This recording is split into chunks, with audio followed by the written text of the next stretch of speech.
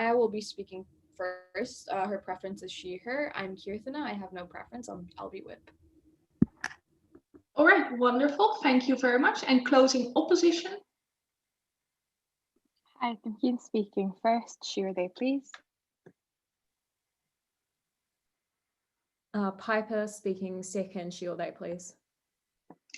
All right, wonderful. Thank you all very much. I want to wish you all the best of luck in this round. And for those watching from home, I will read out the motion before getting started. So the motion had an info slide stating, for the purposes of this debate, you are a heterosexual woman in her mid-20s. You are university educated and have promising prospects of a fulfilling and economically lucrative career. You are not in a relationship.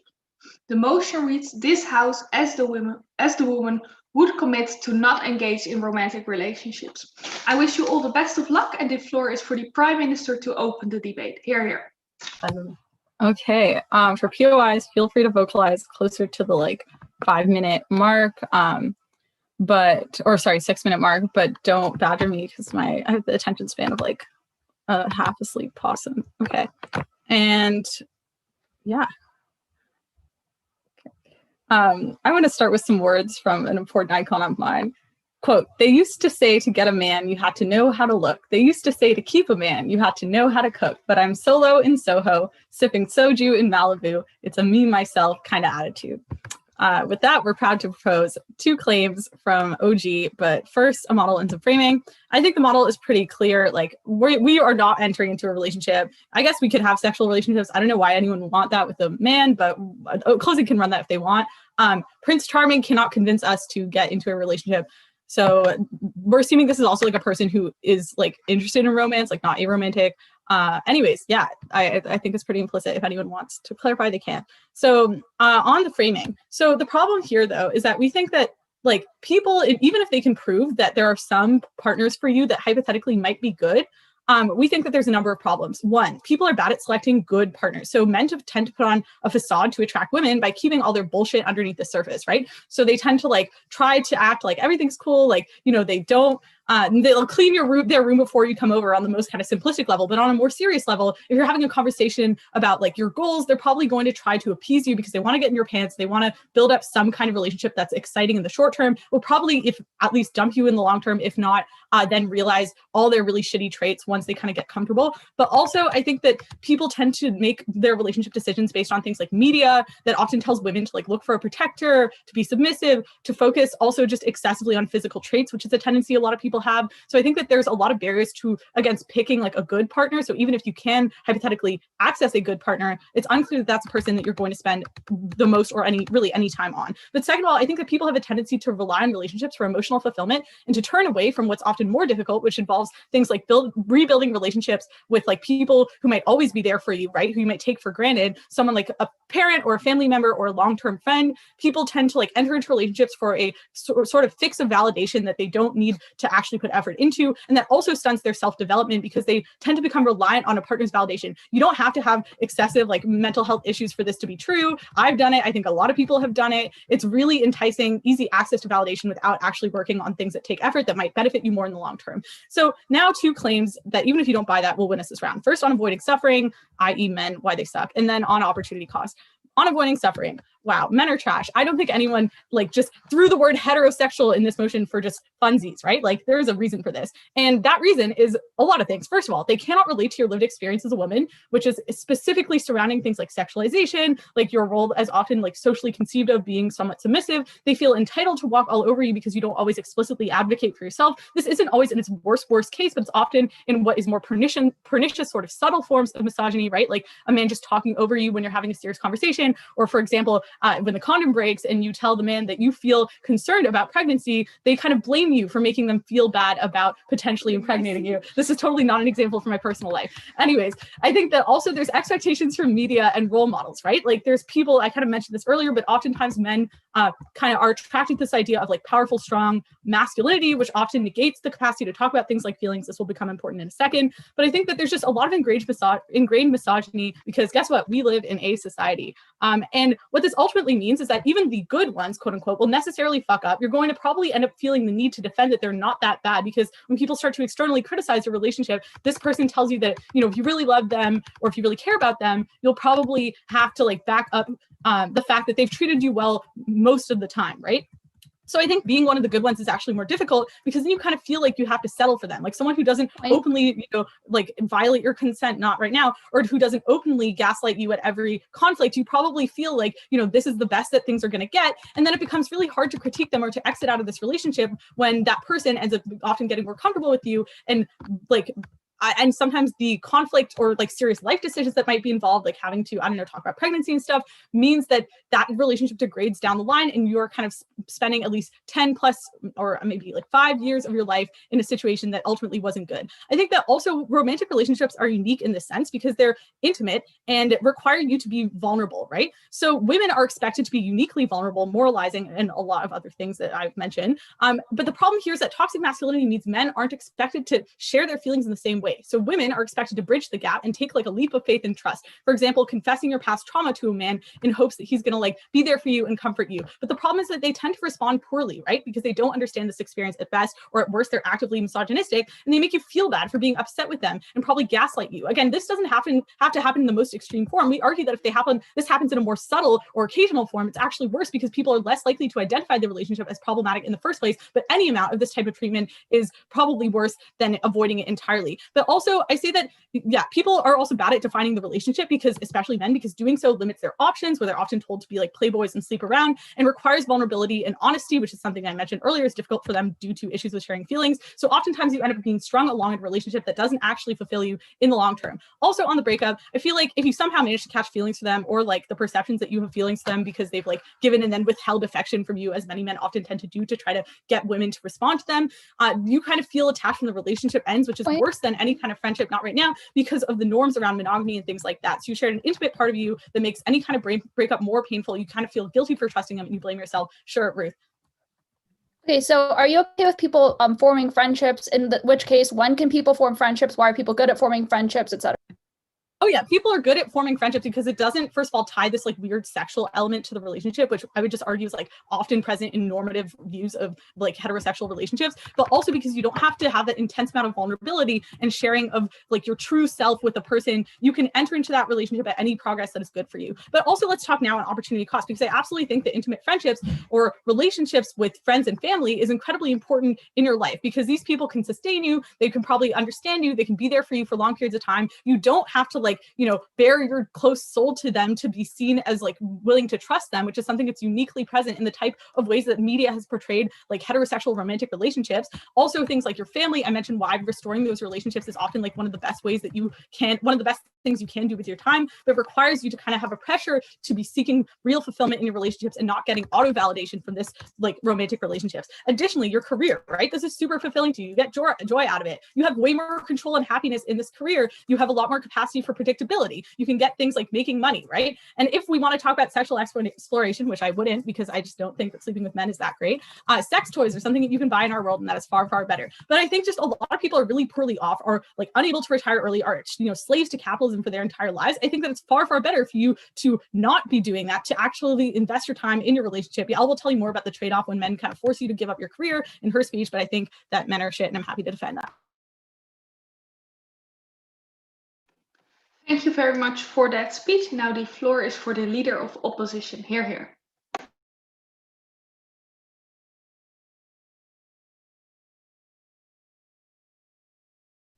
Sorry, I dropped my mic. Just a sec.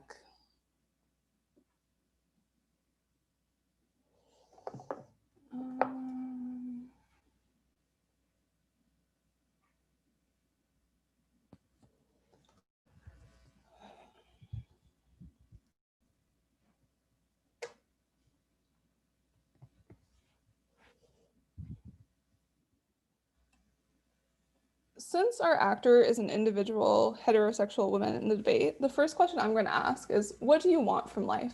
because I would say that I find relationships quite fulfilling in terms of the joy they bring me, the happiness, the support system I get. And even if you are going towards a fulfilling career, it doesn't mean that that fulfillment will be enough to satiate you, or when you retire or become sick or develop an illness that makes you stop that career, that you're not going to want other types of social supports and happiness. Even during, I would argue that you probably want some sort of support system.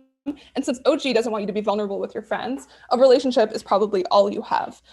So first, let's outline kind of what you want and how you get it, what our counterfactual is, and then we'll talk about romantic partners and what they provide, how this impacts your interactions with men and friendships, and then the impact on career and social pressures. First, in terms of some framing, so we think the counterfactual is not that you have to abandon all of your good sense, like Michaela tells you, and decide that you're going to pursue kind of any man who walks through the door. We think that it makes you open to exploration, open to pursuing things with people that you find interesting. These can be people that you are friends with, who you develop feelings for and decide to try to date, to test things out. This can be flipping through Tinder and realizing that the person you've been sleeping with for 6 months might kind of be your boyfriend, and maybe that's kind of exciting for you. Note, your career is not permanent. Things can change. We say you should probably have other things that also bring you fulfillment. So what do romantic partners provide? A support system. So it's someone who's there for you. It's a sounding board, a person that you know you can text or call almost any time when things are rough. If you have career choices you need to make about whether you're going to take a promotion that is less in your field but more lucrative, you can sound them off of that. If you get sick or a family member gets sick, there's someone who can support you or help you make difficult decisions for your family and your life. But they're also something that you can experience joy with. A lot of these things can also happen in friendships, but note, we're going to tell you why you're probably going to be more hesitant about the friendships you enter into. But also, if OG is really worried about vulnerability and the types of manipulations that happen, any level of vulnerability will open you up to the OG harms, so they can't have it both ways on your side. We also think that friends, although great, are oftentimes going to be preoccupied with their own lives and will probably not have you as the one person that they're willing to be on call for in that manner. They're also uniquely there for you, right? Your other friends probably haven't made this same commitment to celibacy for the rest of their life. They might develop relationships, have children, move away, especially in your kind of adult high-powered career life. There are probably a lot of people who are leaving who might not be there for you in the ways that you might want. We want someone who's there for death, emergencies, etc. But more importantly, and probably a little bit more romantically, they give you joy that you probably will not feel in other relationships. There's a reason why platonic relationships feel distinct than romantic ones. There's a reason that people who have a dying spouse still want to stay with that spouse as much as they can, or somebody who's lost like a relationship through heartbreak or death still wants to continue and find other relationships that they find fulfilling, because there's probably very few things in life that give you the same joy than waking up next to somebody that you honestly feel is super compatible with you, who understands you in ways that you never thought was possible, and that makes you think that soulmates might be real for the first time. This is something that you probably can't get in terms of the joy and happiness, even in a fulfilling career. It is a different feeling, but one that we would argue is just as or more important. All of the impacts we talk about in debate rounds every single day are about making people's lives better, but people's lives don't matter if they don't feel some sense of joy, fulfillment, or happiness. The type of joy you feel out of relationships is something that is unequatable to anything else, and we think you should not opt out of it preemptively before experiencing how joyful and passionate and interesting and novel it feels every day of your life to wake up next to a person like that. We also think that if you ever want kids, and I'm going to talk about this in terms of career, it probably is beneficial to have this person as an additional support system. Obviously, you do not need a husband or boyfriend or whatever to have children, but I think if you're a high-powered girl boss, it might be helpful to have someone who can stay at home or help support that child. What is the likelihood of finding this? Actually pretty high, right? People are in romantic relationships all of the time. I would say most people in this room who decide to date probably have had multiple people that they felt very strong feelings for. Even if this is not permanent, right? Even if this just lasts a few years and you realize you're incompatible, they will probably have shown you things that made you felt things that you didn't know was possible. We tell you it's important and valuable for your feeling of self-development, learning, and happiness. even if it is not permanent. But I would tell you, sometimes it is permanent, and that joy cannot be impacted out by OG saying you have a successful, fulfilling career. Interactions with men then. 1, either you have a fear of forming any type of connection with men because you're worried that it's going to develop and you're going to have to retreat immediately. Recognize this has an impact on your friendships, right?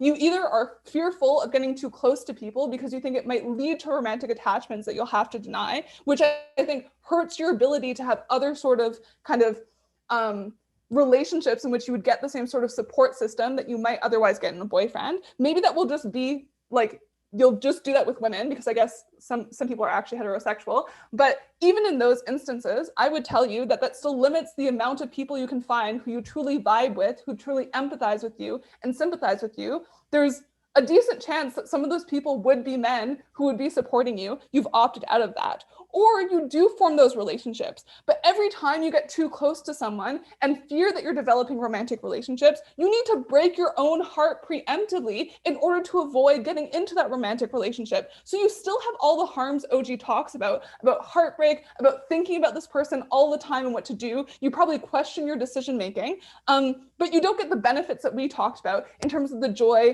in terms of the long-term and short-term benefits. The impact on your career though, if you have a highly lucrative career, this is probably a high-powered, stressful career, right? Think of things that are well-paying. They're probably like private sector, like high-powered doctor or lawyer. It's probably good to have somebody who's going to be there for you, to support you, to make you dinner when you get home late, to help you remind yourself that you should do other things than just work. We think that type of support of somebody who's views it as their responsibility, not just a friend you can check in with once in a while who probably has other important commitments, and the emotional support for a high stress career is also important. Lastly, note, there are probably social pressures that make this incredibly hard, right? You'll probably have an intense fear of missing out, questioning all the time whether you made the right decision, which probably takes up more time than what Michaela told you about in terms of like the suffering that you might get in between relationships. For all those reasons, very proud to propose. Thank you very much for that speech. Now the floor is for the Deputy Prime Minister. Good luck.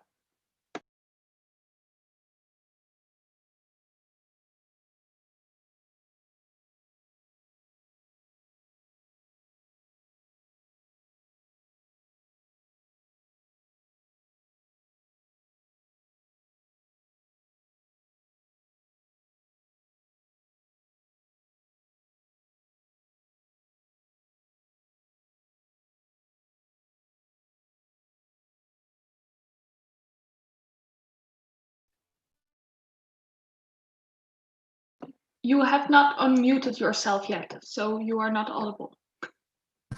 Sorry about that. Sometimes my mouse, I click, it doesn't go. I started quoting Lizzo, and okay, I'll start again. Okay, about to start now. Some quotes from an iconic scholar on this topic. And she never tells me to exercise. We always get extra fries, and you know the sex is fire. But I gotta testify. I get flowers every Sunday. I'ma marry me one day.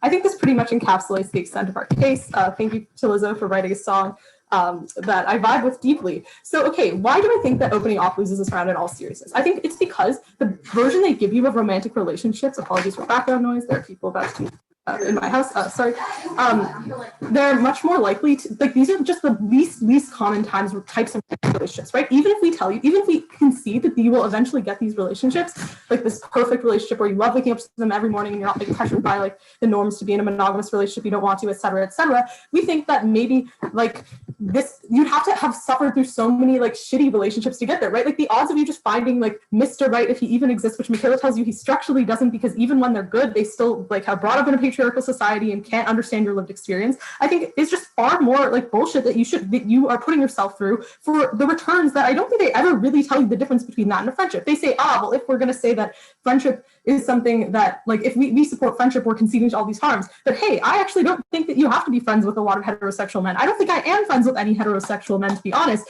like, or very few of them. I just don't see why, like if we are willing to concede that maybe your friendships should just be with people who can understand your lived experience or are actively in a position where they they being raised to oppress you, right? Like, but even still, we'll contend with the reasons why I think that you get good friendship and why there is a difference. But note that they literally never told us like what is specific about romantic relationships besides this idea of intimacy. And note that even if we can take them at their absolute best and say that, you know, like you're going to get this excellent relationship, not only, like I said, you'll have to suffer before then, but if this relationship doesn't last, which sometimes happens for reasons that are just like circumstantial, right? Then your heart is going to be completely broken, right? If you love this person, you love waking up to next to them every single morning, I think that it's going to really fucking suck when you like, I don't know, like if they pass away or something, or if like you're just unable to be with them because maybe they have to move to another side of the country or something. Like there's all kinds of things that can happen. I just don't think they prove that the benefits and the cost to your career like are worth it. Okay, so briefly onto just some extension on what Michaela said, because she says, like I think she tells you some stuff about career, and I just want to like expand on that a little bit. So she says that like,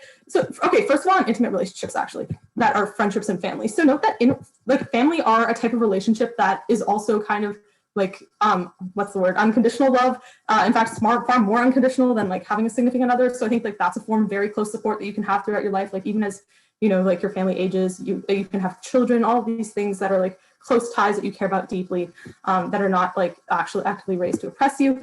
I think that when it comes to friendships, what is the key difference, right? Michaela tells you this, but I want to make it very clear. It's the idea that in relationships, it is assumed that you have to bare your heart, especially as a woman, in order to make that relationship good. So to say that because it is assumed that men, and even like think of like some of the best men you know, right? They probably aren't very good at like sharing their feelings because toxic masculinity has literally told them that that is inappropriate. It makes them seem weak. So this means that even if they're going to try to, you have to bridge that gap. And this often involves you sharing your trauma. We think that this expectation is unique in like hetero relationships and doesn't extend to friendships, where there's the often expectation, like we talk a lot about this with friends, that your friendships should include norms and boundaries, right? It is considered normal in a friendship for trust to be earned slowly rather than given up more so by one party by like confessing some vulnerability about themselves to kind of advance the emotional intimacy of the relationship. We think friendships therefore move far more slowly and are often much more long-term, right? And note that this goes in next to what I'm going to talk about trade-offs, right? Where there's an active trade-off here because your partner is going to make you feel guilty for not spending time with them, right? They've been socialized in a society in which they're told both subliminally and overtly, so even in the best case, subliminally, that you are supposed to be earning less than them, that they are the provider, that like you are, and if we don't think, even if these misogynist norms don't exist in your relationship at all, in which case you probably live on Mars, like perhaps they just believe that like you're the priority in their life, as Kiana said. But what this means is that then you lose times from all these valuable friendships. You lose, sorry, Jacob, you lose, I forgot, I do have one heterosexual friend. So in these relationships, you end up actively like sacrificing the ones that have been there for you for your whole life. So when Kiana tells you about the hard times in your life, or like someone has passed away, or like you're sick or something, what you should want to be there for you is like the people who've known you your whole life, who are not going to leave you, who don't have to worry that the way you react to a crisis might put them off because it is the norm that they might leave you at any time, right? So I think at the end of the day, you actively have to remember that like any time that you spend with your significant other is a trade-off with other relationships that could be more fulfilling, that are not socialized to be as problematic, right? So I think even in the best case where you actively like them, like even if they're actively good, you really like them, you're probably going to feel even more guilty for not spending time with them. This extends to careers, and I'm going to talk about that a brief bit before going on to more direct responses, right? I think that in this motion, the info side, it's literally stated that your career is super fulfilling to them. I think this means it's really important to you to do well, and note that you have far more control over how you do in your career, right? This makes it a really important opportunity cost between spending time with your SO, because your career, you can like do concrete and predictable steps to success, like working on a PhD, doing internships, networking, etc., which is far more predictable to like achieve money and like achieve the better life you want, and then you can literally like retire and do whatever the fuck you want. So okay, on to more brief responses, or more direct responses. So they say that like the friendships will hurt you. I think I respond to this by saying you don't even think you have to befriend hetero men, though there are a few good ones, I'll say that. But like as Michaela said, the good ones also, this is more for relationships, will make you feel guilty if you have to call them out, because people will tell you that, you know, they're so good and why are you feeling negative about them? They tell you that you're going to catch feelings for your friend or fuck buddy, and then this is going to be difficult. But note that like I just don't think that you should ruin your good friendship or fuck buddy by like trying to start a relationship with them. You don't know how this relationship's going to go. If you already have a good relationship with them of another kind, you shouldn't fuck that up, right? I think that it's actively in your interest to not mess this up. So I think at the end of the day, they also say that like, you know, the analysis about hard times, that it's important to have someone there. I already told you my friends and family are more than capable of doing this. So they say, oh, your friends might be preoccupied. So first they say, get a dog. You have also, yeah, family, potentially, if your family is nice. Also, best friends, right? Like, no one here ever had a best friend. Your best friends should be there in hard times. They've probably known you for your whole life. They're probably better capable of supporting you. They're not thinking of like when you're going to put out for them next, right? So then they say that people, get unequal joy from this. I just don't think they gave you any specific mechanisms why this is the case and why it outweighs all the potential suffering. Because literally their case only exists in the absolute best case scenario. We tell you, and we can engage with their best case scenario and also deal with the vast majority of more likely scenarios given the way that men are unfortunately socialized in a patriarchal society. So they say that you are going to like fear getting close to men, right? So I just don't think that, again, you need to necessarily engage with like heterosexual men, particularly in all your relationships. Like maybe you can just like, I don't know, specifically be around queer people or like around women or something like that. But I also think that people are always told to go for easy relationships, right? Like people are always told to settle, and you are not immune from this, right? So at the end of the day, I think you are going to just be pressured to like often end up with somebody, unless you take this vow to yourself, who is not going to be what you deserve. And if even in the best possible case, there's like the ultimate risk of heartbreak. So I just think they've never proven to you why in most cases, this is a decision that is worth your while. Yeah, buy sex toys, they'll give you satisfaction. Thanks. Thank you very much for that speech. And now to conclude the top half of this debate, the floor is for the Deputy Leader of Opposition. Hear, hear.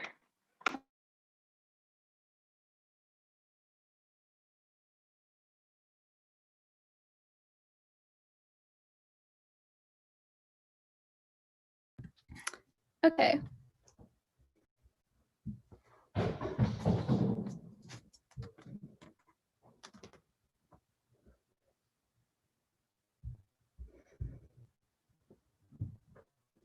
So panel, what OG supports in this debate is you being alone, buying a vibrator, and becoming a workaholic and a slave to capitalism. Notably, you are now just a slave to, like, I don't know, other men under capitalism, men that you are not picking. It is unclear for me the good life that they want to talk about. Few things. First, I'm going to talk about some framing. So I just want to point out a few misconceptions in the OG case, just to, like, to get them out of the way. So, like, no, a lot of people enjoy having sex, not just with vibrators. People can still get, like, pleasure out of, like, communication with others, of, like, physical touch that isn't just like monotone. Is like very unclear to me why that's necessarily something you need to restrict yourself to. In terms of like friendships and support systems, I'm gonna then first talk about why it is the case that specifically this individual that you can form relationships with can't replace other friends, and then second of all, why this actively will hinder your ability to form other forms of friendships. And then I'm going to start to talk about like weighing of the importance of relationship building, and then I'll get into some other societal stuff. Okay, so first thing then I want to talk about is just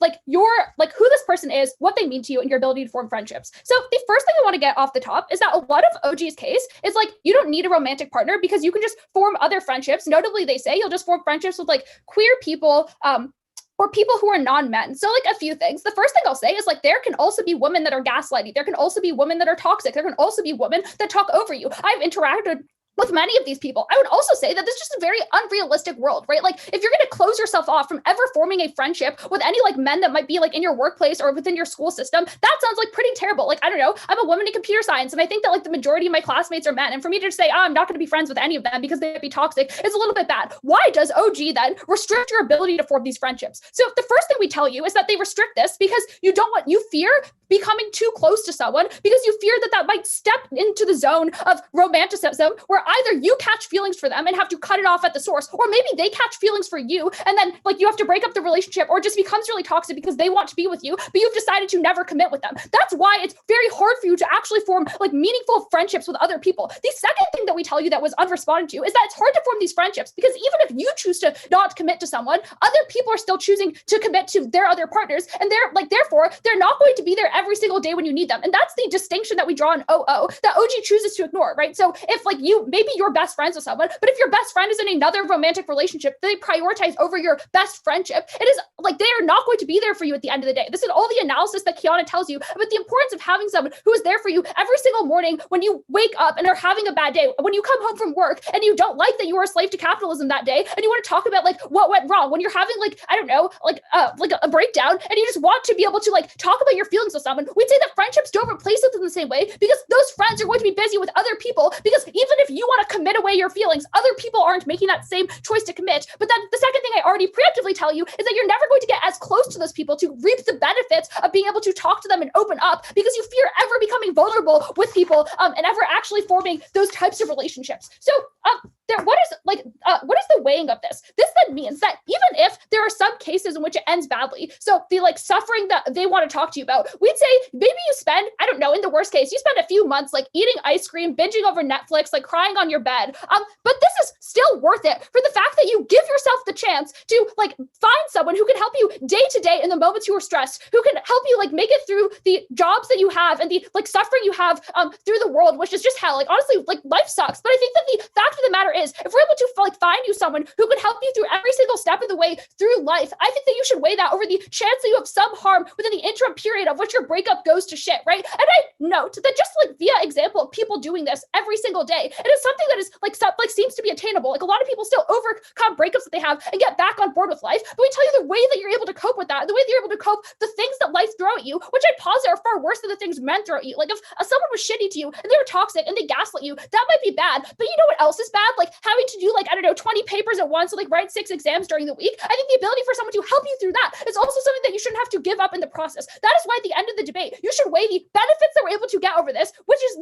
in the majority of cases where the relationships do end well, over the cases where they end badly. I now want to talk about why I think you're likely to actually form relationships that can be good, because OG case here also only stands insofar as the relationships are formed poorly, not now, and type it in the chat. So the first thing is, given that you're a woman who is choosing to make this decision, I think that we have some fiat to say that you probably are able to already identify red flags, right? Like if you're someone who's making the active choice to never commit to relationships, it's probably because you considered that men might be shitty in the first place, right? So this means you're probably in the perfect position actually to form romantic relationships and catch red flags from the get-go, right? You're probably the perfect actor to know what are signs of toxicity, how can you lead people. I also think that sometimes interacting with shitty men can be a validation mechanism, right? You can be like, I'm better than these people. I think that might like actually serve within your own best interest. I also think that like we just give you all the ability to open up in the cases where the relationships are going to end up being well. Okay, I'll take CG actually. Okay, I'll take OG then. No, go for it. Oh, sorry, I didn't know if you could hear me. Sorry. If you have the ability to leave someone at any point, how does that account for any kind of relationships where you're manipulated or where you're unable to see a red flag until you're really in deep and live with someone and share all of your financial information?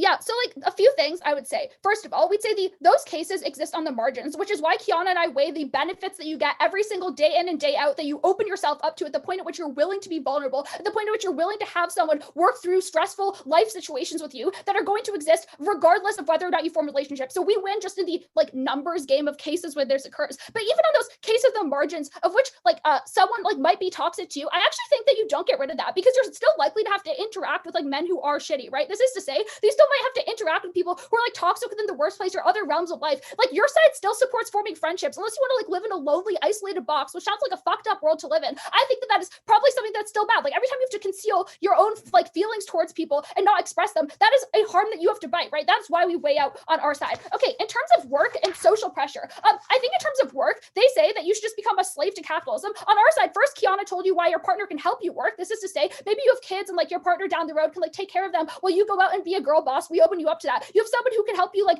talk you through like, I don't know, imposter syndrome and tell you to like go out and work a job and like do well within the workplace. So this person can actually help you make decision making, help you through your days that are tiresome within the workplace. In terms of social pressure, we think that given that around you, people are going to be forming relationships, it's likely that you like, especially as your careers develop and your friends form romantic partners, you're left out from those social spheres. You see the media telling you should have formed friendships and you have the fear of missing out where every single day you think of how you fucked up because you gave up on the chance to form an emotional connection with someone who could have helped you through life. You have to live with that constant pressure, and that is never going to go away because the media is still perpetuating this norm. Even if you on an individual level opt out, those harms loom over you every single day. We'd say make your life better and don't close yourself off. Proud to oppose.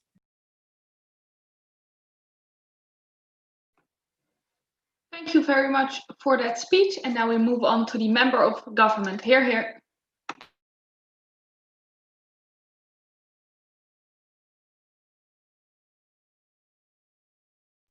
Thank you. Okay. I will begin now. In the spirit of my opening, I'll start with a quote. This one, unfortunately, is not from Lizzo. It's from Valerie Solanas, who shot Andy Warhol. The male is completely egocentric, trapped inside himself, incapable of empathizing or identifying with others, or love, friendship, affection, or tenderness. This is also from Valerie Solanas' Scum Manifesto, in which she calls for the euthanization of all men. In that spirit, very, very proud to propose. I'm going to go first through some rebuttals of OO and tell you why their case is wrong. So I'm going to be responding mostly to the deputy here. First of all, on the idea that like these romantic relationships are specifically good, that ultimately like just because you choose not to engage in romantic relationships, that doesn't mean that everyone around you will, that they won't be there for you. By this logic, anytime that you're not in a romantic relationship, you have no fucking support system. I'm sorry. You have no support system. So at the point at which you have no support system, I just don't think that this logic is true. They try and say that our opening has painted a world that's unrealistic. I think that their world is equally unrealistic at the point at which, by this logic, nobody's ever willing to be there for you. I think, in fact, what's most true is probably some hybrid of the two, where at the point at which some people are choosing not to engage in romantic relationships, they also have other people who are perhaps willing to be there for them, while also being in other romantic relationships. I don't think that this is necessarily untrue. I think where the decision comes down is not necessarily on like what kinds of like relationships you specifically have, and I'll warrant for you later on why these romantic relationships are going to be specifically bad, but ultimately the kinds of communities that you choose to engage with. Because I think that the crucial difference is not having a single best friend or a romantic partner. No, the key difference is whether you have a circle of friends to whom you like, one of whom you may not be particularly close to, but rather you have a support network and a supportive community, probably a community that's based around some kind of commonality, like maybe it's your work, maybe it's a religious organization. So I don't think that the counterfactual is a single best friend. I think the counterfactual is a support network, which is something that you don't get when you put all of your emotional weight into one other person. But then second of all, they say, oh, look, but second of all, they tell you a lot about like why a romantic relationship is going to be specifically good, why it's going to make you specifically happy. This is some that comes out of the leader. So first of all, I don't think that joy is always the most important thing in life, right? I think a lot of things might make you happy, but aren't the right thing to do. At the point at which you're going to be deciding what the correct thing to do with your life is, it's more important to default to something that's true. I might really enjoy eating meat, but I've become a vegan because I realized that eating meat is the wrong thing to do for a lot of reasons. You ought not to prioritize something just because it makes you feel good in the interim. Rather, you need to think about long-term harms and long-term benefits. But then I also think that in terms of weighing whether or not a romantic relationship is specifically good, a lot of this just doesn't take into account the arguments that are opening made and the arguments that I'm about to make, which is that ultimately, just because you've acknowledged that some men are bad does not make you uniquely susceptible to identifying which men are bad and the ways in which they are bad. First of all, I think his opening correctly tells you a lot of men are very easily able to hide these things until they've gotten to know you. But to add on to this, and I think perhaps the more crucial rebuttal to this point, is that ultimately you can't notice a lot of times when men are manipulating you, right? Because men will do things and say things that slowly wear you down over a long period of time, whereas maybe you think that they're supporting you in the short run, maybe you think they're helping you. I still don't see any weighing as to why they're better able to help you than someone else, especially a community of people that can rotate and each of whom can share some of the burden of your perceived like large need. But I also think that it's just true that these are that romantic partners are more in a position to harm you. But I think that it's particularly true for three reasons. First of all, men who you're in a relationship with, and I hate to put it like this, can sexually assault you, which is a really long-term thing. And I also think that as our definition of sexual assault expands, we're better able to realize the ways in which we're sexually manipulated every single day, and the ways in which people take advantage of us sexually that aren't necessarily true for all of these other things. I also think that like opening yourself up to these like sexual harassment and all of these kinds of sexual manipulation is specifically bad. It's a harm you can only get from these kinds of things. The second way is monetary advantage. If you share a relationship with someone, it's very likely that you're going to share some of your monetary advantages with them. I think that that's also specifically bad. Third is mental health. In opening yourself up to this, you allow someone to grind down on your mental health over a long period of time. What does this mean? I think that even if you grant them some of these short-term harms that they talk about, even if you say, hey, look, there are some men that can do this, the overall like the likelihood that some of this happens, it probably outweighs the likelihood that you'll find one of these like Prince Charming people, which I have yet to have met in my 20 years of life. But then second of all, I think that even if it's unlikely that this happens, the harm of it happening and the magnitude of the harm that you will incur if this happens is sufficiently hard that you can depend on some other people who maybe won't be there for you 100% of the time, but the 90% of the time that they will be there for you is probably sufficient to say that you ought not to prefer these kinds of romantic relationships. I think that that deals with our opening. I'm going to give you 3 points of offense. Ultimately, in terms of framing, I think that our opening does a very good job at telling you why romantic relationships might be bad in general. I don't think that they do as good of a job contextualizing that in the larger context of who you are and what your particular situation is. I'm going to do that for you. I think that this contextualization is ultimately what's going to take us over our opening. First of all, about the specific impacts of pursuing these kinds of things. I think, in line with the Valerie Solanas quote that I had in the beginning, our opening is absolutely correct in their characterization of what most men, particularly men in their 20s, actually act like. Why is this particularly significant for you in your relationship? I think that you are at a crucial stage in your career where ultimately something's going to be the tipping point between you becoming successful and not successful. But I think also it's very true that sexism still exists in a lot of the industries in which you exist. I'm not going to take a POI right now, but I will ask for one in a minute. But I think that the crucial thing here is about the way in which interacting with men grinds you down over a long period of time. Like anything else, if you expose yourself to this kind of low-level oppression and men who are comfortable enough with you to expose yourself to the sexism, slowly over time, it's going to have an impact on your mental health and it's going to grind down your opinion of yourself. Ultimately, when your opinion of yourself is lowered, it's going to lessen your ability to advocate for yourself and lessen your perception of yourself as someone deserving of praise. I'll take a POI. Okay. Whether it's the grinding down that CG talks about or the toxicity that OG talks about, this happens regardless of whether you pursue romantic relationships. But moreover, everybody or almost everyone who has had that in their life still chooses to engage in future relationships because the level of fulfillment and satisfaction they get is uncomparable. Engage with that. Thank you. Okay. Two things. First of all, I've already told you that even though you experience short-term joy, that doesn't mean that your overall commitment is the correct thing to do. But then second of all, I give you three distinct reasons that you've chosen to ignore about why romantic relationships are the forum in which this is going to happen to you the worst. That's exactly the reason why I think that you shouldn't do this. But then second of all, on why friendship and community is the most important thing. I think, first of all, you're better able to form friendships at the point at which you're not putting all of your emotional eggs in one proverbial basket. I also think it's more important to engage yourself in a community and have a larger group of people, because if one of those relationships crumbles, you can rely on the other ones. I also think that this is the most important and most effective way of actually forming these relationships. Finally, this is the time in your life when you are most likely to experiment. You don't have a ton of financial obligations. You don't have a ton of other obligations. You should make the most of your short life. You should make the most of your time that you have the ability to spend and ultimately go out and do things with your life that you can't do on their side of the house. Thank you very much for that speech. Now the floor is for the opposition member. Good luck. Hi, thank you. I don't consent to being streamed, so if the stream could be turned off, that would be great.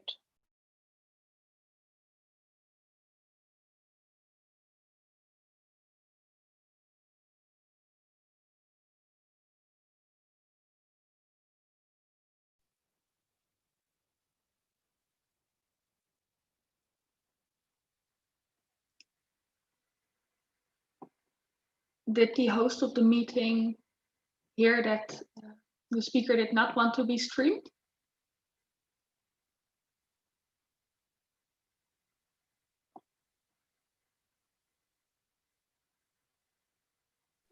I'm gonna reach out to them. Give me a minute.